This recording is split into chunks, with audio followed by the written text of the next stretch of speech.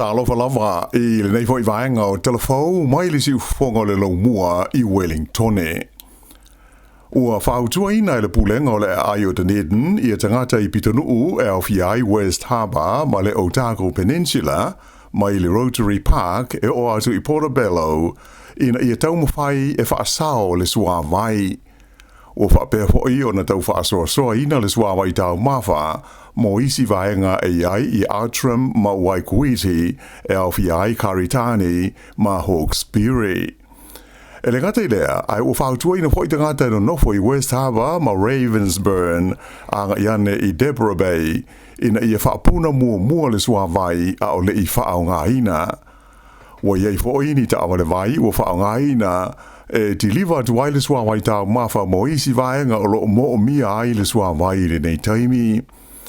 Ai o lo whapea fwoi o na whautua ina tangata i le ai o Dunedin ina i a whaai tete i le tango fia o tanga o neone ia sa whaau ngā e pui ai ia le o atu o ta whenga malolonga i o lātou whale. I le amatali ai o ngā ruenga, i le tau wha mamaina leo mea na lo fia i lo longa ma ta whenga mamawha o na o timunga i aso e lua sa whenga iai ma lea vaenga o New Zealand. E iwa le a whai o whale o ainga o matua wha leanga i na lava, mai ua awa i ai le stika lanu mu e wha mautu i nai, ua leo to e tala whengai o na no foia e tangata ia whale. Ai lua se fulu la fa ingo a wala i le tonu lava o le nei vaenga o le tino o lo tapunia pea ona o solo ele ma mea na whaalenga ina i ta whenga i aso e lua e pei ona sa iai le vai aso ua ma vai. Pei tai o le au le tele nu mela malu se fulu ma le valu e anga i atu i le tau langa i Port Chalmers sa whaamoe e le tau ona toi le tala i te taimi o le so mo fe malanga i ngā masani. E se lau whaas furma le iwa leo wha inga o ni ati na e mani ngā ruenga te tele ua filifilia e ave i aile wha mua mpasia mo le wha atino ina i le tula fono tau wha aofi po o le pili a le malo lea e wha ingo ina o le Fast Track Approvals Bill. Wha iloa mai le minstao ngā ruenga te tele le malo o Chris Bishop o ngā ruenga māti na e umanei o le awhisoa swani tele i le toe fausia o le tamau a inga o le tunu ai moise ai o le wha le lei o le wha awhi tauli o tūlanga o mea tau whale wha pefo i le wha le leinga o le puipuinga o le tū i le malo sianga ma le wha le lei ai o le tūlanga o awala ma au nanga mo o mia e tangata uma. Ta ua le main star o le nganga moni lava ina ia wave o na whaatino nei ati nae ma mauai ngā ruenga ma le tūlanga tuputupua ai o le tamau a inga. O le teimi nei e le ipasia le pili e le pāremene o na e iai nisi la asanga de tau na whaatino ina mua. A e na whaalia mai e Bishop e de tau na auria le tausanga fau ua amata o na whaatino se vaenga o ngā ruenga ma ati nae pei o na filfilia e le whainga malo. Pei taila o lo te ena malo si le pātia le leiba i le pili le nei le whainga malo so whaatasi ona o le awala e whaatino i nai le pāsia ma le filifilia o ngā ruenga e le tau o na ave i ai le wha mua. Whairo mai fo i le sui o le leiba mo mata upu tau le siu manga o Dave Parker. O le tele o ngā ruenga māti na e nei ua mana o le whainga malo e vave o na pāsia ma whaatino sa te ena mua foi e le malo o na tūlanga a whai na i o le siu manga o le atunu a toa. Ua fola e minsta le pui ngā New Zealand o Judith Collins le whaia leo se suenga wha le wha amasnonga i le wha lave le ua ngoto ai Sāmoa le wha o le ngā tei whale le Navy e ngoa o le HMNZ mana ua nui. O le nei tūlanga sa wha iloa mai whala o tele Collins, ma le teitai au o le Navy, le li ati malala e a Garen Colding, e se whilo inga ma le autu stala i le nofuanga tūru tonu o le fuawaa New Zealand Devonport. Wha ali ai el te mai tai min star, o le nei whala velave o se aso wha vau tele mo le Navy a New Zealand. Na ia ta ua o le nganga o le suenga o le awhaia, ina ia i loa tonu ai le whaafita auli, ma le mafuanga o le mena tupu i le waa, ai o le whaamua o le ua ave i le tui titia leo leo no whaalenga ina o le sami male si o manga ma le whaasau ina mai o ni mea o ngā mai le neiva a pe a whai e ma whai. Na tupu le nei whaalawe ngā tei whaleo le fiu anga o si umu le talawhatai sau te upolu i le fiafio le sto nai mai sa ma whai o na whaasau ina mai e le ofiso le leo ma le vaenga o le tinei mua Sāmoa ia le awaa a toa e toa fitu se furu lima o le neiva o New Zealand. O le pō na tu uai au kilani e se wa le tele o le malo New Zealand mo Sāmoa wha moe e au mai ai le awaa o le neiva i New Zealand nei. O le wa ale nei le mana wenui o se wa sue o le ngā tei whale ale neivi e le malo New Zealand. E sili atu i le se lau ma le 3 miliona tala ia le tau sa fausia ma a whapeo na whaale le ai ia ma whao ngai nai a mata mai le masino novema i le tausanga i lua awhi se fulu ma le iwa. O le aso lua se fulu iwa o se tema na tu ua ai au kilani e le manawanui mo lana malanga lona tolu le nei i au tu motu le Pasifika ma e tupu ai nei le whaale velave a o whea ngai mani suenga i le ngā tei whale ma lea au i lea vaenga o Sami o Sāmoa. O le whaawaina o se whaalapo tonga le Pasifika e tari atu i ni mana onga whaapitoa tau le puipuinga o se tasi leo mata upu au tū na Pasia i lona iwa o whonutanga whaale tausanga a le wasenga o minsta o le puipuinga a tu motu o le Pasifika i saute lea sa whaia i au kilani le vai aso na te nei. E tolu aso lea whonutanga na tari malo ai New Zealand mai sa awai i a sui awai mai e tunu e ai i a Chile i Amerika i saute, whapea i a Whalani, o Ausitalia, Fiji, Papua New Guinea, whapea i hoi ma le minsta le pui ngā le malo tonga, o sui awai i o lea mafutanga. Ailenga te lea sa awai hoi i le tūlanga o sui whaalongo longo, i a sui o le malo i Japani, whapea i a Peretania, a toa ma le United States o Amerika. Na ioi na i lea whontanga le te tau lea o na whaamalu si o le ngā lulue whaatasi o sui awai e tali atu i whaalawe whaale natura e maa fua mai o no swinga o ngongo le tau ma i e sanga whaale leia ngā luenga whasosoani mo ta ngātai a whiai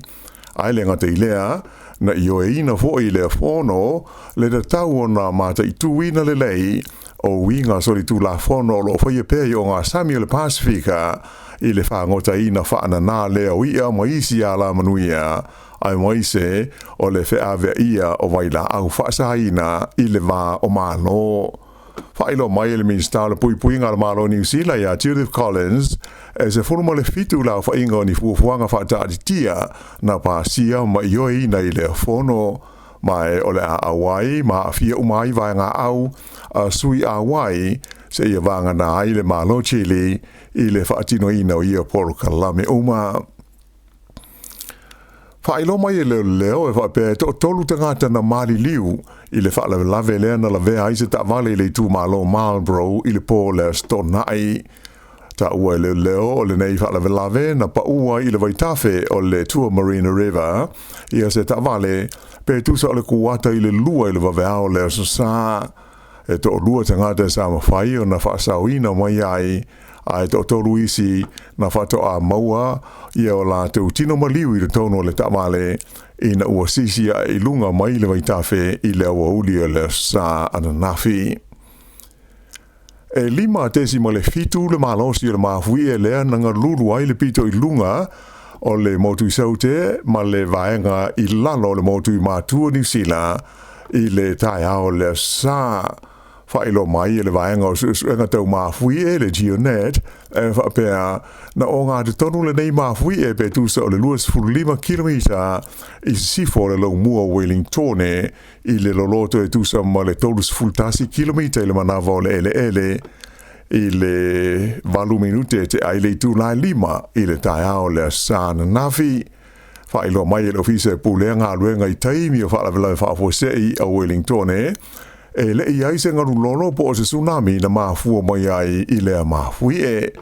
Pei ta aisa ta fia ai e le company e le Medlink le e pulea i na fua afi i Wellingtone i le feo ingo trains ai whaonga i pāsi mō whi malanga inga se ia i se taimi. Sili atu le tolu se fulma le fitu wafe la whae tangata sa wha mawina lo la tau wha longoina o le lulu o le nei mawhui i lunga o le upenga o fesota inga le chia net. Mai ui ina le iaini li poti o nisi na whaina pe manunu ai e tele li poti na ta awai le ta ulu o mea i le tonu o whale ma le malosi o le ngā lulu o le whonga ele i le tele o pitanu o Wellington e maona nu utua oi.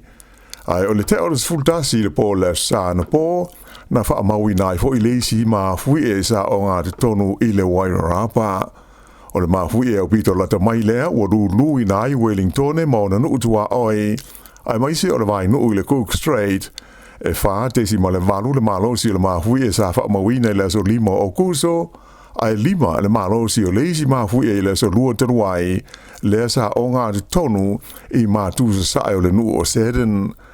O le stona ina tenei na wha iai Wellington e se wha te inga tele a vaenga SS o le motu i mātū e a fia i ngā iuinga mga luenga e le tau na whai i le taimi e ali mai ai se mahui e tele.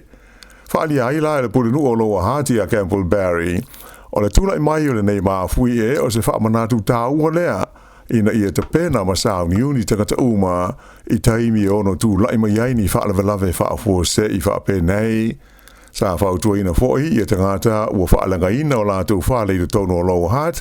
ina ia wawe ona whaafso te iatu le ofisa o le pūlenga po o le council. Ua i oe le malo tonga o le atari malo i lātou i tā longa le Pasifika i le tausanga i lua awhe tolus fulma le tasi. O le ala asanga ua whaia ina ua tuana i le fitu o tausanga tā lua na whaamamuru tonga mai le whaia i o tā longa le Pasifika i le tausanga i lua awhe se fulma le iwa. O le whaai unga e tari malo tonga i tā longa nei o le lua o tolu tasi na whaia le le nu o koroa i Palau i se fontanga a le komiti whaafoi o tā longa le Pasifika na usu i ai i le whaai unga le vai aso. Sa langoloina e sui awai e to sfurulua o le komiti whaafoi i le mana o tonga ai e to oiwa i e sui na palota e lango le tālusanga a Fiji. O se taimi mo le nei o la whai ai tonga ta alonga nei e le Pasifika taru mai le tausanga e awhi i o se lauwaruiwa le asa tari malo ai la tau i ta alonga la iti po le Pacific Mini Games. Ai peon si le fia o le whaamamunu ai o tonga mai le whai ai o ta alonga i le lua awhi se fruiwa le ana mafua ai o na se atu i ta alonga le Pasifika ma tari malo ai Sāmoa i le nā tausanga. Na vea le tūlanga ma mea na wha te ai i tonga mai le komiti wha foile nei o tālonga le Pasifika. Ai pitai, ua lua nei tau sanga talua na toi talia tonga e awai i se whaai unga mai le wha amasinonga. Ma o lea o toi mawai maro la tu wawanoa e tali malo ai i isi tālonga le Pasifika i le lua awhi tolu se huruma le tasi. E whaita uafe tangata na awai ni solo sa whaia i nisi o ai de tele o le laulangi le whae ungara vai aso, e whaali aile lātou langolangoina leo Palestina maona tangata, a o lumana i aile atoanga le tausanga, talu na whaia le taua o loo vevela nei le tonu o Gaza, i le vao Israelu ma le Hamas.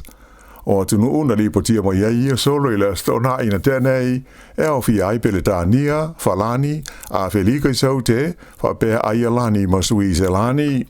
O le aunga nei solo, ina ia tau fia loa ma faa uma le tau i le tonu o Gaza, le ua faania, ua mau ma whano ai le sui fua, o le sidi atu le fast fulma le lua afe o tangata, e ma tele lava i tangata lutele, e o fia ai ma tamaiti. Sama te lava ina file mu ma to o malie le whatirino ina o solo nei e ui ina to o se furulima tangata na tawhi ai leo i le ai o lone tona.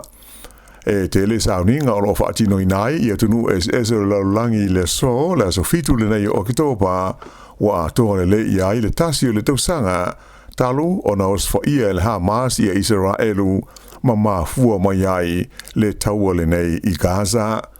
I le tonu o Israelu o le ai o Jerusalema lea e whai aile lātou sauninga wha amanatu i le so e taita ia le Palestine o le tunu o Isaac Herzog.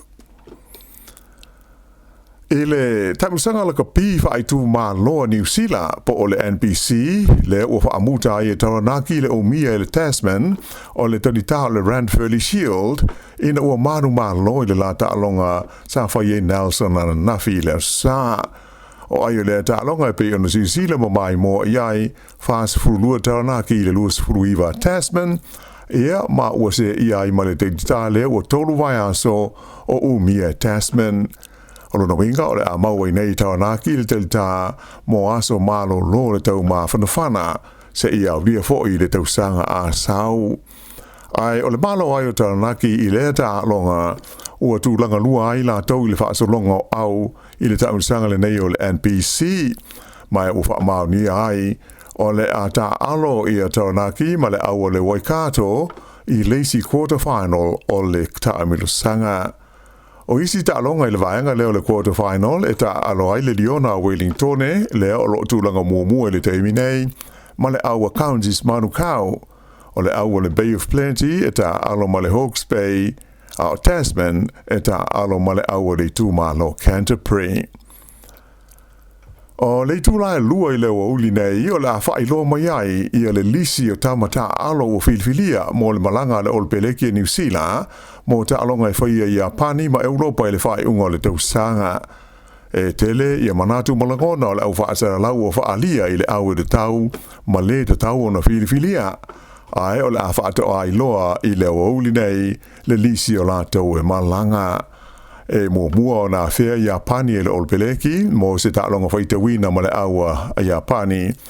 o na malanga i le Europa mo ta alonga e whaia i le vā ma le aua e Gelani a Ialani, Falani, Whapea ma Italia.